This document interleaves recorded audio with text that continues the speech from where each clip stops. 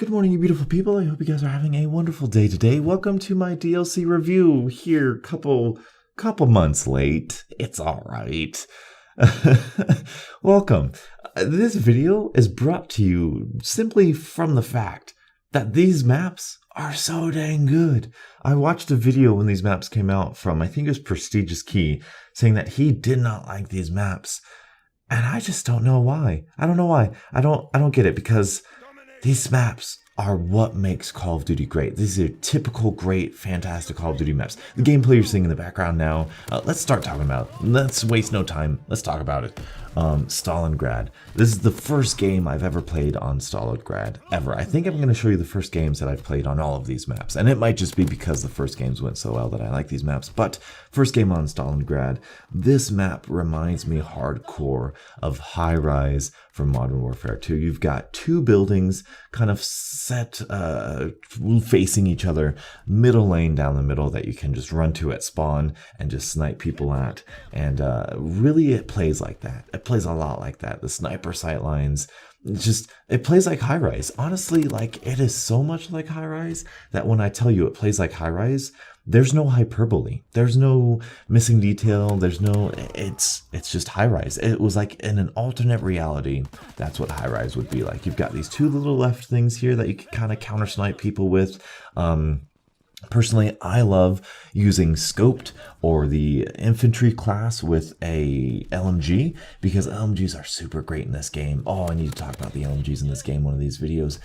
Super fantastic for counter sniping, as well as that kind of mid to close range combat that we get here in Stalingrad. This is my least favorite map because it offers the least combat variety, in my opinion. It doesn't have a fantastic flow to it.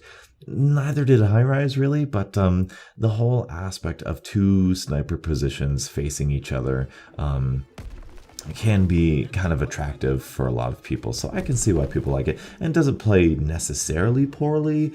It is more kind of Treyarch 3 laney, but because the other maps are so kind of intricate and detailed, it makes this one less bad, in my opinion. It makes it more palatable because it's just this one map, and there are still plenty of good routes to go and to flank around and for those little tiny lanes still as well. But anyway, let's move on to the next map, Market Garden. This is the next map that I played, and this is really, they're all fantastic maps, but this one is tied as my favorite with Monte Cassino. This one, it's hard to describe. It's just a building with a lot of hallways, but it's kind of like a square map. It's a really decently sized square map. The outside areas tend to be more assault rifle driven, while the inside areas are more SMG and shotgun based. And that's really the basics of it. It plays really well. It has a fantastic flow.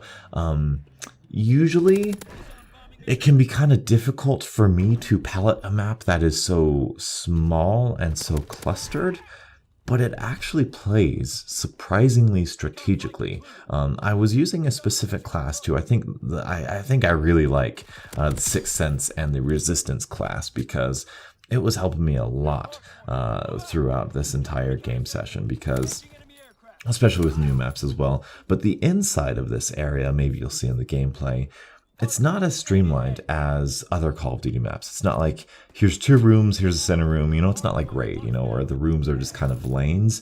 They're actual rooms. Like, there's a bathroom area, there's a kitchen area that can be really confusing if you don't pay attention, if you're not mentally thinking about where you're at, where they could be coming from, and where they're spawning at.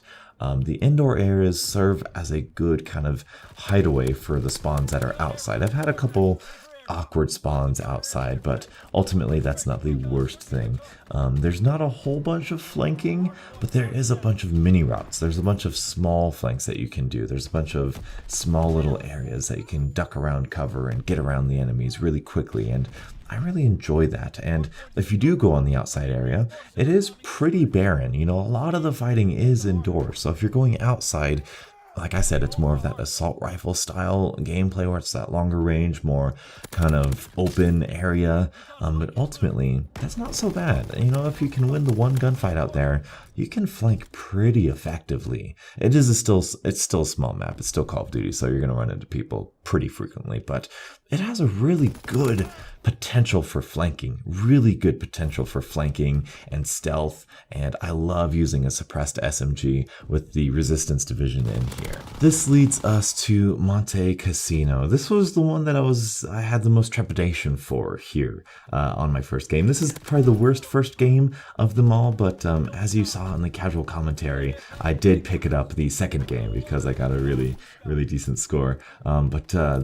I said it in the casual commentary too, but this map, very vertical, and perhaps one of the best vertical maps that we've ever had in Call of Duty since Piazza from Modern Warfare 3. It's on a slope, there's lots of rooftops, there's lots of ladders and staircases, but really, it's not all that bad, you know. It's not like other vertical maps. Like, I know there's that one from Infinite Warfare where it was just literally just like houses on top of one another. It was just ridiculously vertical.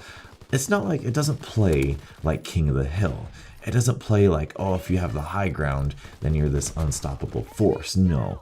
In fact, the one area that is the most vertical, it does have a power position effect to it. It is very powerful because, you know, you are up tall, and it is very, it's really good in Call of Duty to be above people because it creates a different image for them to shoot at, and you have their entire body. It just, verticality, being above somebody else is better than being below somebody else.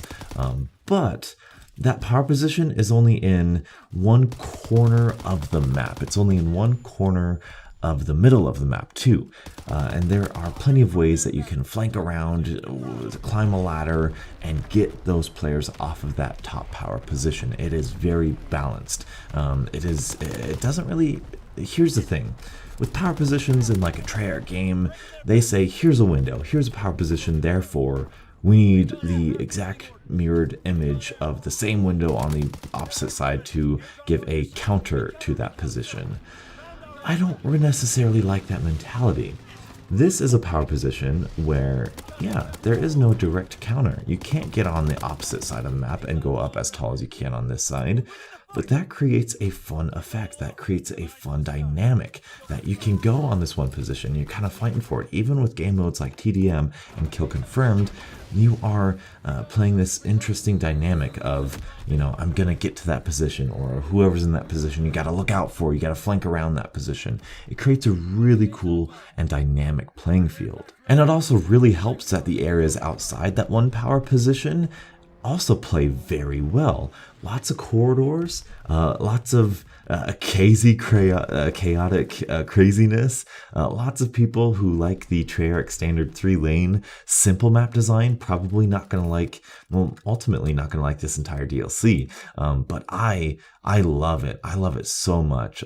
I love the flanking possibilities it gives you. You can be close to the enemies, but you can get around them at the same time. And it rewards players for being aggressive and being smart in their movement. You can push up, you can take cover, and you can be successful in that gameplay. More successful than you could in a typical Treyarch game where the only cover you have is a head glitch and you're going up against somebody who has the exact same head glitch. You know, it creates interesting, dynamic, and fun and interesting gameplay situations, and I love these maps. And so that's all I have for you guys today. That's the maps. That's what I think about them. Absolutely love it. World War II, I'm falling back in love with it. The footsteps are more becoming an issue for me the more I play it. But these maps, the gameplay, the flanking, I love it so much. The weapons are so cool. I love it. I think it's fantastic. So that's all I have time for you guys today. Thank you guys so much for watching. Until the next absolutely beautiful World War II morning, I'll catch up with you guys later. And as always, stay beautiful.